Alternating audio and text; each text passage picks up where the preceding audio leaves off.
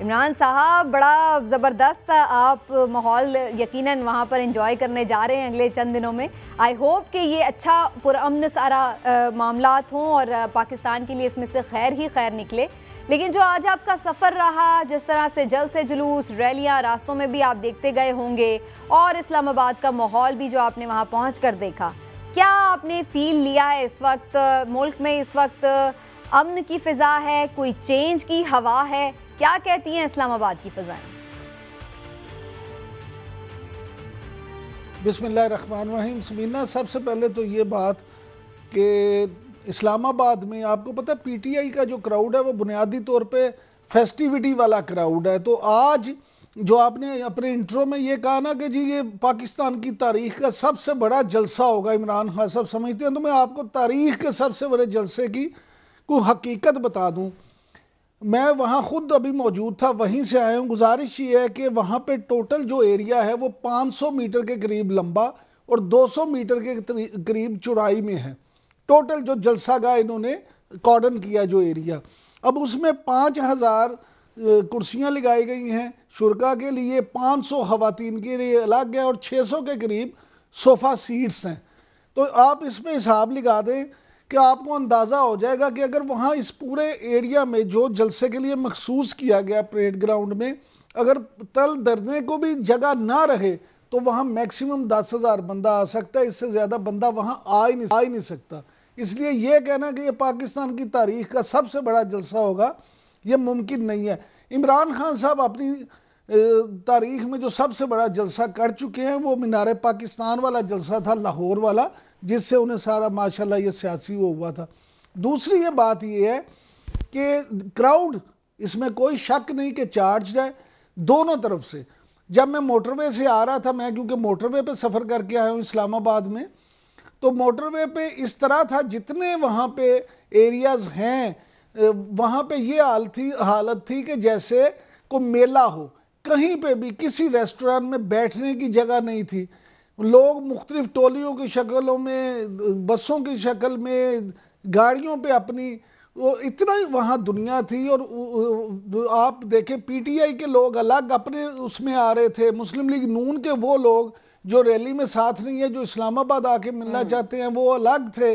اور اس کے بعد جے یو آئی کے جو لوگ تھے وہ قافلوں کی شکل میں تھے، وہ ٹولیوں کی شکل میں تھے، وہ باقاعدہ ریلیوں کی شکل میں تھے. اوورآل ایک بڑا زبردست سیاسی ماحول اور گرما گرمی سیاسی سرگرمیاں ہمیں نظر آ رہی ہیں. میں دوبارہ بھی آتی ہوں عمران صاحب آپ کی طرف، لیکن ویسے میں ایک آپ کے کامنٹ پہ ضرور کامنٹ کرنا چاہ رہی ہوں. جو آپ نے 10,000 والی بات کی ہے، سر 10,000 سے زیادہ کراؤڈ تو آج کمالیہ میں تھا، تو یہ بڑی دلچسپ بات ہے کہ اگر آپ یہ سوچ رہے ہیں کہ کل 10,000 کراؤڈ ہوگا.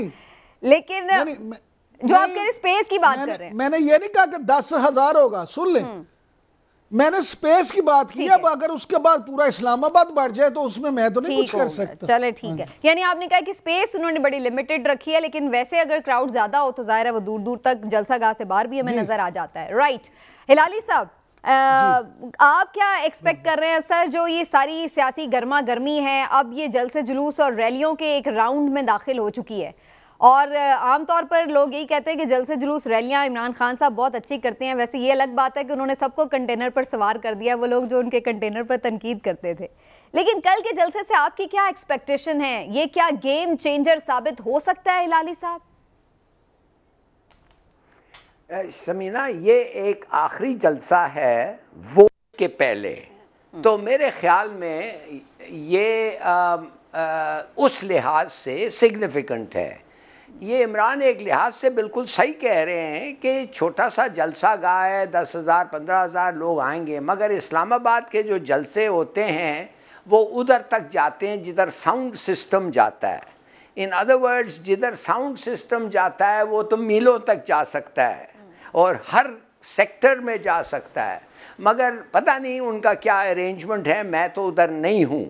مگر ایک میں ضرور کہوں گا، جس قسم کے اپیلز کرتا رہا ہے عمران خان، اس سے لگتا یہ ہے کہ جس جلسے جو چھوٹے جلسے ہیں ان میں 20 اور 30,000 لوگ تو ہر وقت نظر آتے ہیں، and it's a charged up crowd. جیسے آدمی نے کہا ایک آدمی گورنمنٹ ٹرانسپورٹ پہ نہیں آیا تھا، اس کا مطلب نہیں ہے کوئی نہیں آیا تھا. मगर वो कह रहे थे ये जज्बाती क्राउड जो आए हैं। और समीना इसके इस पॉइंट पे मैं ये कहना चाहता हूं कि देखिए हमारे तारीख में, पाकिस्तान के तारीख में जब भी आप किसी को एक सियासी शहीद बनाने की कोशिश करते हैं वो आदमी हर वक्त वो ज्यादा पॉपुलर निकल आता है।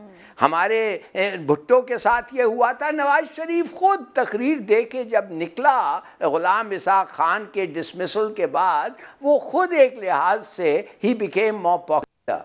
और ये तो एक बड़ा जबरदस्त कैरिस्मेटिक फिगर है इमरान खान, तो इसकी जो पॉपुलैरिटी है वो इतनी गेन की है कि ये खुद कहता है कि खुदा के शुक्र है कि इन्होंने इस किस्म की हरकत की है कि मुझे उस चीज में मैं लोगों को बताऊं कि मेरा सेकंड विंड जो आया है वो इसलिए आया है इनके हरकतों के as a result of their actions. और मैं अब बताऊंगा कि मैं किस किस्म का अपील है मेरा। तो they have played to his strong points. और एक और चीज मैं कह दूं, हम सब सुन रहे हैं, बहुत सारे लोग आ गए हैं, इतने लोग आ गए हैं कि किसी अच्छा इमरान साहब और हिलाली साहब, आप लोग दोनों ही मुझे इजाजत दीजिएगा। डॉक्टर फहमीदा मिर्जा साहिबा इस वक्त हमारे साथ इमरान साहब लाइन पर मौजूद हैं। आप मिनिस्टर भी हैं फेडरल, और इसके साथ साथ जाहिर है जीडीए का इत्तेहाद बड़ा इंपॉर्टेंट है प्राइम मिनिस्टर साहब के लिए इस वक्त, तो एक एक वोट मैटर कर रहा है। डॉक्टर साहिबा बहुत बहुत शुक्रिया आपका, आपने हमें वक्त दिया। अस्सलाम वालेकुम and welcome to the show. जी वालेकुम सलाम, थैंक यू जी। डॉक्टर साहिबा, ये बड़ा ज़बरदस्त और बड़ा क्रूशल मोमेंट है जब मेरी आपसे बात हो रही है। जाहिर है कि एक इस वक्त सब की जो कौम की नज़रें हैं वो इत्तेहादियों पर लगी हुई हैं। आप लोग हुकूमत बना भी सकते हैं, हुकूमत गिरा भी सकते हैं। इस वक्त यूँ समझ लें कि पावर की जो कुंजी है वो ऐसे लग रहा है कि एलाइज के पास है। आपकी अभी तक जो मैंने एक दो जगह पे मीडिया टॉक देखी है उसमें मुझे यही दिखा है कि आप लोग हुकूमत के साथ हैं। आप इसको इस वक्त सेकंड करेंगे? जी जी बिल्कुल, जीडीए ने बहुत पहले अनाउंस कर दिया था और हमने यही कहा है कि हम, क्योंकि मैं अभी तक काबीना का हिस्सा हूँ, तो हम हुकूमत के साथ हैं, क्योंकि अगर हमारे कोई एतराज़ात थे तो मुझे इससे पहले रिजाइन कर देना चाहिए था। तो डॉक्टर साहिबा, मुख्तलिफ इत्तेहादियों से चौधरी परवेज़ इलाही साहब की आज भी बातचीत रही है और हमने ये भी सुना है कि पीर पगारा साहब से भी उनका राब्ता हुआ है। आपको क्या नज़र आ रहा है कि परवेज़ इलाही साहब क्या ये चाह रहे हैं कि सारे इत्तेहादी जो भी फैसला करें यूनानिमसली करें? देखिए, क्योंकि जीडीए तो अब अपना ऑलरेडी फैसला कर चुकी है और मैंने, क्योंकि मुझे कोई नज़र नहीं आ रहा था रीज़न, और ना मैंने कोई ऐसी लंबी कोई डिमांड्स रखी हैं मेरी, तो जितने भी कंसर्न हमारे थे वो सिंध के हवाले से थे और कि जिस तरह हम रोल चाहते थे फेडरल गवर्नमेंट का कि सिंध में होना चाहिए वो उन्होंने नहीं किया था, उसी हवाले से हमारे कंसर्न्स थे और जिसकी फिर उन्होंने अश्योरेंसेस दी हैं। और अगर नहीं होगा तो मेरे पास आगे भी वो ऑप्शन है हमारे कि किसी स्टेज पे भी हम हुकूमत को छोड़ सकते हैं, लेकिन इस वक्त मैंने नहीं समझा कि ये सही वक्त है कि जिसमें छोड़ा जाए। तो डॉक्टर साहब, ऑपोजिशन ने आप लोगों से राब्ता किया, आप लोगों से कोई बार्गेन करने की कोशिश की, कुछ ऑफर किया आप लोगों को? देखिए, अपोजिशन क्योंकि हमारे कॉलीग्स ही हैं हमारे साथ और बहुत पुराने, बहुत अरसा, कुछ तो बहुत सीनियर लोग हैं जो साथ रहे, तो यकीनन वो तो काफी राब्ते भी रहे, बातें भी हुई, और लेकिन क्योंकि एक मैं क्लियर थी इस हवाले से और पीर पगारा साहब भी इस हवाले से बड़ा क्लियर थे जीडीए के, तो हमने इसलिए उस चीज को कि हमारे जो कंसर्न्स हैं वो इससे लिंक नहीं किया। डॉक्टर फहमीदा मिर्जा साहब, इमरान याकूब साहब भी आपसे सवाल करना चाह रहे हैं। डॉक्टर साहब ये फरमाइएगा, डॉक्टर साहब ये फरमाइएगा कि बड़ी अच्छी बात है आपने बतौर मिनिस्टर हुकूमत के साथ रहने का फैसला किया, इमरान खान के साथ रहने का फैसला किया, लेकिन मैं ये आपसे जानना चाहूंगा कि जीडीए की तरफ से, आप लोगों की तरफ से पहले ये कंसर्न शो किए जाते रहे हैं कि आपसे किए गए वादे माजी में पूरे नहीं हुए, तो क्या अब आपको यकीन है कि मुस्तकबिल में ये वादे पूरे हो जाएंगे या ये भी सिर्फ वादा ही रहेगा? देखिए, बिल्कुल कुछ हुए और काफी नहीं हुए, लेकिन मैं ये बताऊं कि अगेन मैंने कभी किसी को मुश्किल वक्त में, चाहे मैं पहले पीपल्स पार्टी में थी और जो भी था, और फंक्शनल का भी एक उनका है कि वो एक दफा एक जो फैसला कर लेते हैं उसके ऊपर फिर वो स्टिक करते हैं। और हम जब मुश्किल वक्त खत्म हुआ, जब वो भरपूर उनके पास पावर आया और मैंने देखा कि वो आवाम के लिए नहीं कर रहे थे, मैंने तब पार्टी छोड़ी थी।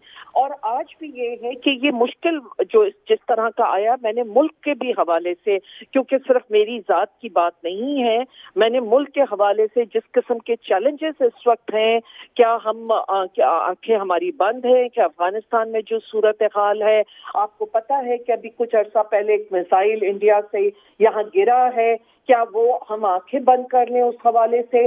और इस वक्त जो OIC कॉन्फ्रेंस हुई जिसमें एक भरपूर तरीके से कश्मीर का केस वहां पे रखा गया और जिस पे एक मौक़िफ़ आया। देखिए, ये सारे इश्यूज ऐसे हैं कि जिसमें हमारी जात से ये बातें ऊपर हो जाती हैं। हम जानते हैं कि इंटरनेशनल जो भी कंस्पिरेसीज होती हैं वो यकीनन इस वक्त हमारे मुल्क में उनकी ख्वाहिश है कि डिस्टेबलाइज हो। तो हमने बहुत ही एक सोचने के बाद, क्योंकि हम पाकिस्तान है और यहाँ पे स्टेबिलिटी है जो कि अब आ रही है, तो फिर बाकी बातें भी तब आएंगी। मेरी डॉक्टर साहिबा, आपने ये चीजें इतनी जबरदस्त आपने जो पॉइंट्स उठाए हैं, या आपकी डिफरेंट एलाइज से बात नहीं हुई, आपने उन्हें कन्विंस नहीं किया कि ये चीजें हैं, ये सिचुएशन है, तो हमें फिलहाल डिस्टेबलाइज नहीं करने देना मुल्क को? उनको आप कन्विंस नहीं कर सकी, या उन्होंने आपसे इस बारे में बात ही नहीं की, राय नहीं दी? देखिए, वो PTI का हुकूमत का काम है, क्योंकि जो उनके कंसर्न्स थे हर पार्टी के अपने होंगे और यकीनन एक उनके भी जेन्युइन होंगे कंसर्न्स। जिन्होंने एड्रेस करना है उन कंसर्न्स को, उन्होंने ही कोई अश्योरेंसेस देनी है। तो वो मैं तो नहीं कर सकती हूँ। मैं समझती हूँ बहुत सीनियर लोग हैं मेरे, जो भी हमारी अलाइड पार्टीज हैं, उनकी यकीनन कुछ ना कुछ सोच होगी। लेकिन ये भी मुझे यकीन है कि आखिर में वो एक मुल्क के इंटरेस्ट में, मुल्क में एनार्की कोई नहीं चाहता। क्योंकि मेरा तो फियर ये है कि क्या पार्लियामेंट्री डेमोक्रेसी फेल हो रही है, क्या हमने सियासतदानों ने हमने फेल किया है इस कौम को, और उसका मुझे बहुत ही ज्यादा तकलीफ है, क्योंकि अवाम भी बहुत ज्यादा कंफ्यूज्ड है और एक देख रहे हैं कि अगर महंगाई और बड़ी गैर यकीनी की भी सूरत हाल सारी से चाहिए था, रादर देन कि हम अपनी अच्छा डॉक्टर साहिबा, एक चीज मैं आपसे जरूर जानना चाहती हूँ, आप चूंकि स्पीकर, कैन आई आस्क? जी चलिए, जफर साहब का पहले क्वेश्चन ले लेते हैं। जी हिलाली साहब।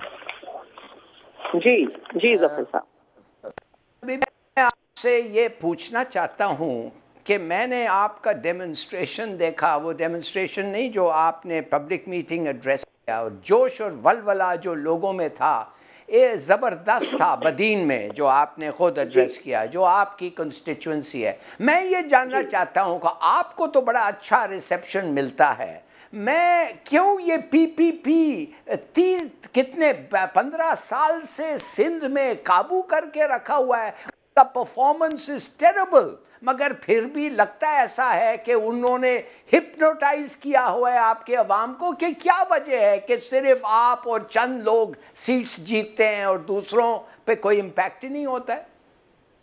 जी, बहुत अच्छी बात की है आपने जफर साहब। ये लोगों को उनकी जो परसेप्शन है वो गलत है, क्योंकि लोग 14 साल की मुसलसल हुकूमत को देख चुके हैं, और इस दफा तो मैं खुद कहती हूँ कि सिंध में एक सिलेक्टेड हुकूमत आई है। हम सब जानते हैं कि उनको क्यों लाया गया, वो कैसे आए हैं, किस किस्म की इलेक्शंस वहां हुई हैं।